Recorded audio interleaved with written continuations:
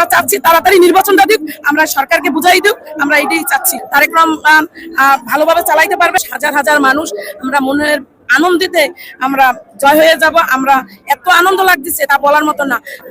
আগে যে শেখ হাসিনা ছিল, খুন মার্ডার হত্যা মানুষের সারা জীবন করতে থাকতো, আর আজকে আমরা সব রাজপথে নামছি, আমাদের আনন্দ এক মতন কেউ বলার মতন নাই। আমরা এই 16 বছর ধরে এই রাজপথে আছি এবং আমরা জাতীয়তাবাদী মহিলা দল এই 16 বছরেই রাজপথে সংগ্রাম করে যাচ্ছি।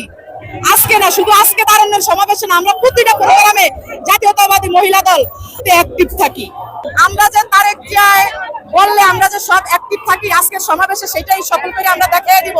এই সমাবেশ থেকে ব্রিটিশ সরকারের জানাইতে চাই, বিগত দিন আপনি বিএনপির উপরে যত মামলা হামলা দিচ্ছেন, বিএনপির কখনো দামে রাখতে পারেন নাই। আমাদের একটাই দাবি ছিল যে জনগণের ভোটের অধিকার আমরা একদিন ফিরিয়ে আনবো। ইনশাআল্লাহ আপনার পতন হয়ে আমাদের সেই সফলতা আজকে সফলের মুখ দেখছে। আমরা তারেক রহমানের নেতৃত্বে একটা সুন্দর সমৃদ্ধ ভালো বাংলাদেশ চাই, যেটাতে কোনো দলমত থাকবে না। সবার অন্তত এই 17 বছর মানুষ ভোট দিতে পারে না, যাতে মানুষ দিনের ভোট দিনেই দিতে পারে।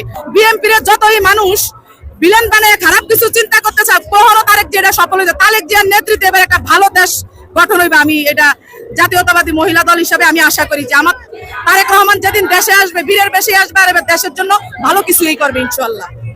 এই জনসমুদ্রে প্রমাণ করে যে দেশ নায়ক জনাব তারেক রহমানের নেতৃত্বে এই দেশ ঐক্যবদ্ধ আছে ইনশাআল্লাহ। আমরা আগামী বাংলাদেশ তারেক রহমানের নেতৃত্বে সুন্দর একটা সুষ্ঠু নির্বাচনের মাধ্যমে আগামী রাষ্ট্রনায়ক তারেক রহমানকে এই দেশের প্রধানমন্ত্রী করে এই দেশের সারা বাংলাদেশের উন্নয়নের জোরে বেঁচে দিব ইনশাআল্লাহ।